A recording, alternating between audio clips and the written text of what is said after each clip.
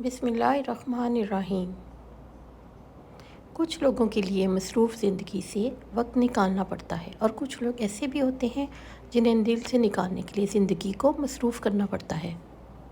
کسی دوسرے کی خوشیاں صرف اس وجہ سے خراب نہ کرو کیونکہ تم اپنی نہیں پا سکے۔ والدین کی دی ہوئی آزادی آپ کے پاس امانت ہے، اس میں کبھی خیانت مت کیجیے گا۔ ضروری نہیں ہے کچھ غلط کرنے سے دکھ ملے، حد سے زیادہ اچھا ہونے کی بھی قیمت چکانی پڑتی ہے۔ دیر لگے گی مگر صحیح ہوگا، تمہیں جو چاہے نا وہی ہوگا۔ دن برے ہیں مگر زندگی تو نہیں، صبر رکھو، یقین کرو سب اچھا ہوگا۔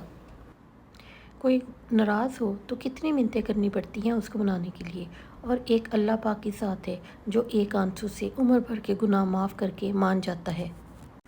ایک مرد کا خواب ہوتا ہے کہ اسے ایک پرفیکٹ بیوی ملے، اور ایک عورت چاہتی ہے کہ اسے ہر پرفیکٹ شوہر ملے، مگر وہ یہ نہیں سمجھتے اللہ پاک نے انہیں ایک دوسرے کو مکمل کرنے کے لیے بنایا ہے۔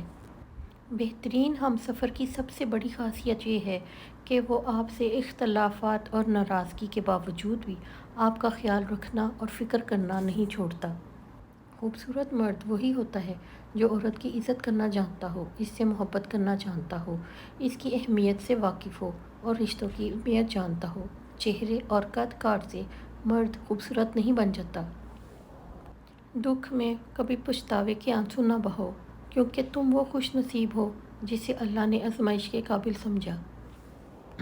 زندگی کے حسین لمحات واپس نہیں آتے، لیکن اچھے لوگوں سے تعلقات اور ان سے وابستہ اچھی یادیں دلوں میں زندہ رہتی ہیں۔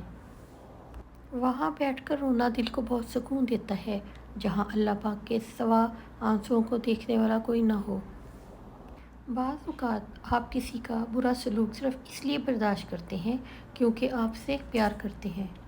مضبوط بنو لیکن بدتمیز نہیں، مہربان بنو لیکن کمزور نہیں، جرأت مند بنو لیکن بدمعاش نہیں، فخر کرو لیکن تکبر نہیں۔ جب تمہاری زندگی میں ایسے حالات سامنے کھڑے ہوں جہاں تمہیں لگے کہ تم تنہا ہو گئے ہو تو گھبرانا نہیں، اللہ سے نا امید نہ ہونا۔ ہو سکتا ہے اللہ سے جڑنے کے لیے تمہیں تنہائیوں کے راستے سے بھی گزرنا پڑے گا۔ مسکراؤ کہ اللہ پاک نے تمہیں اپنی یاد کے لیے چن لیا ہے۔ عورت کی قسمت کا انحصار اس کی تعلیم یا خوبصورتی پر نہیں، بلکہ اس کی زندگی میں آنے والے مرد پر ہوتا ہے۔